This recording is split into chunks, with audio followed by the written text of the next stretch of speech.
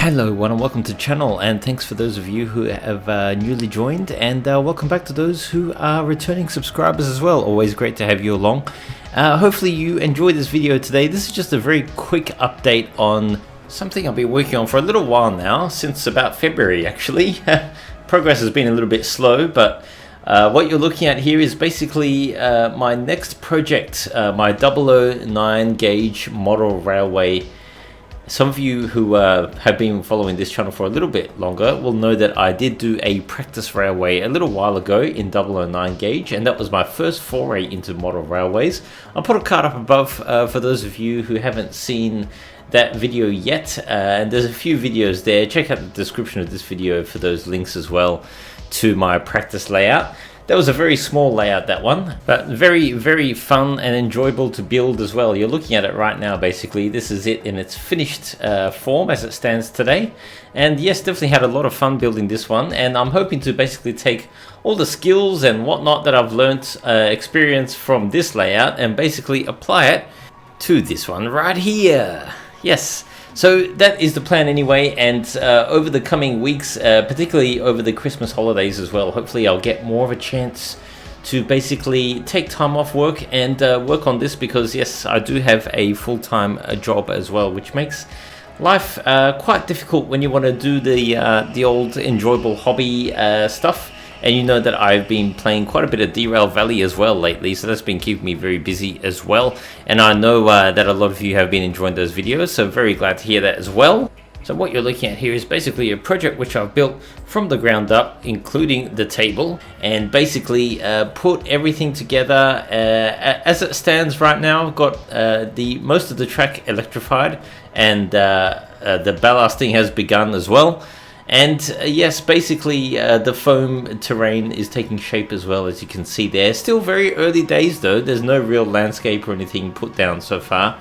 I've got a few engines on the layout, as you can see there as well. We've got the old Linda, which is making her way across the layout there with the tender. That's the newer Linda iteration, I guess you could say, for those of you who know a little bit about narrow gauge railways in Wales, that basically used to carry all manner of things and do slate mining and all that kind of stuff, and carry passengers around as well. Now engine wise, I do have the Bachmann 040 Blanche mainline Hunslet, as it's called, which I'll be using as my little mining locomotive, I guess you could say. And there is a separate mining track on this layout as well, which has some very tight curves, which the Linda with the tender can't really get up, but that's fine.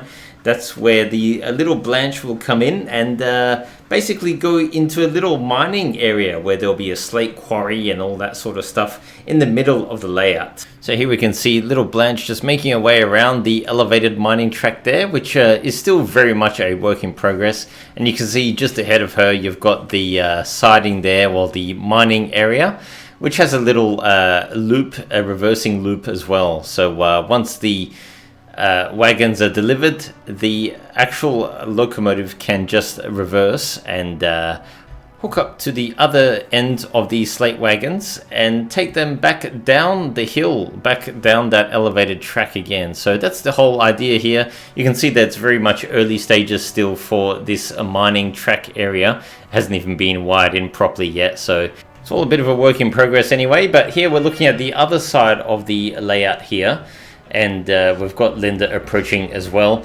Basically this is going to be where the major passenger station will be on the layout. And then you can see I've got a bit of a tunnel section that I've staged out there in the background, just in the distance there where Linda's approaching. And that tunnel section basically forms a nice little split for the terrain as well. So basically if you're viewing it from one end of the table, from one side or the other side, you can see the trains realistically kind of disappear into a tunnel and re-emerge from the other side if you're viewing from the other side of the table, I guess. So the tunnel itself, obviously very early stages still. You can see I've started some work on some tunnel portals there. I've made this one out of aluminium foil as a mold, I guess, and just using plaster of Paris there to form that one.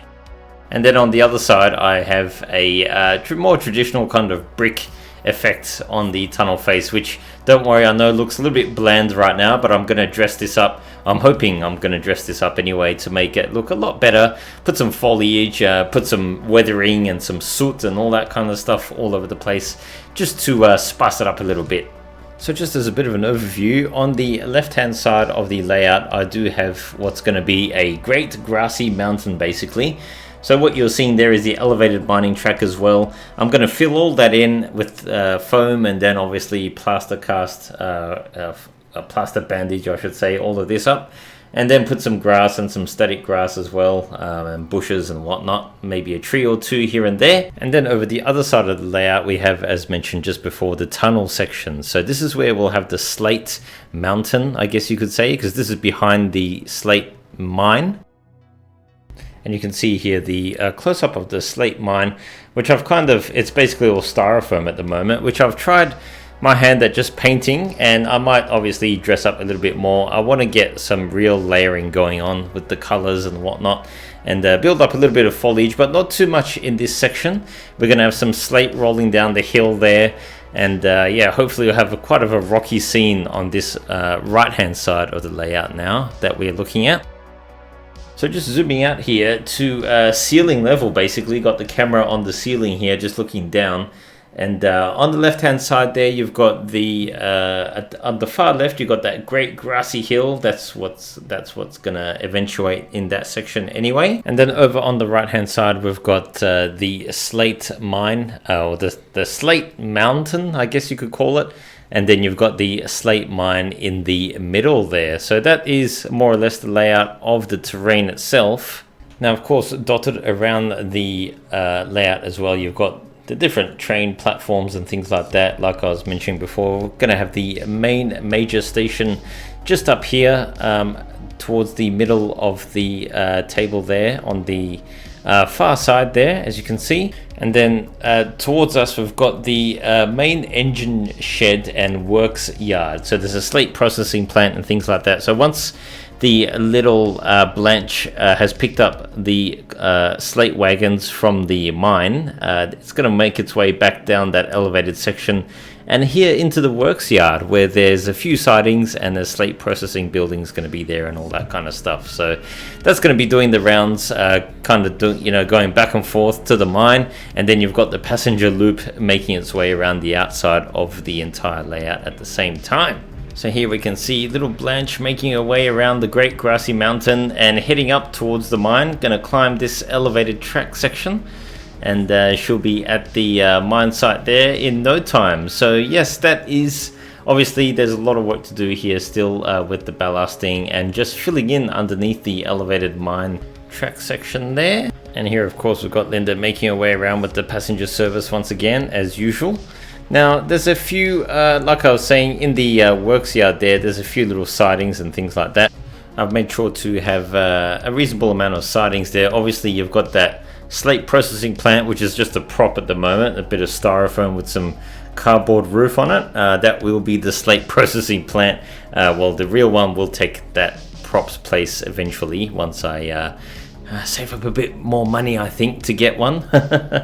Here's a bit of running footage of the GVT, the Glyn Valley Tramways Baldwin locomotive as well, which I've also got on this layout. I've also got this Snail Beach version of this one as well, the grey, kind of very plain looking grey Baldwin. Both of these Baldwin locomotives that you're seeing here though, they are beautiful runners indeed. They run like clockwork, I must say. And they have a very intricate style of running gear and linkages, as you can see there, that it's just a joy to run these things.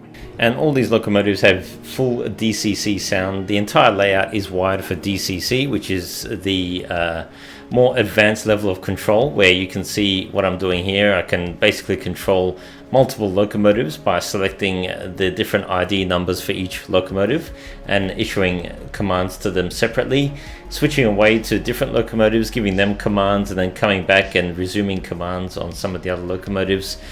Basically, it can get a bit interesting running this way, but it's definitely possible.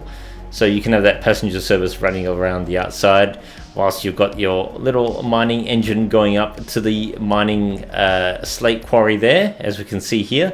So yes, that is definitely a possibility with this layout. I wanted to have as much going on as possible with this layout, and because it's a 009 gauge, it's the narrow gauge, I can kind of flex these rails around. And I must say, I haven't even mentioned how big the layout is, but it's basically a 3 foot by 8 foot railway layout, so quite a bit going on for a modestly sized railway, I guess. If I was looking at HO or 00 scale here, to have this amount of detail and complexity, I'd need a bigger space, that's for sure. So anyway, I think I'll wrap it up here, folks. Thank you so much for watching. I know this is something a little bit different than what I normally do on this channel, so really appreciate it if you've watched this far as well.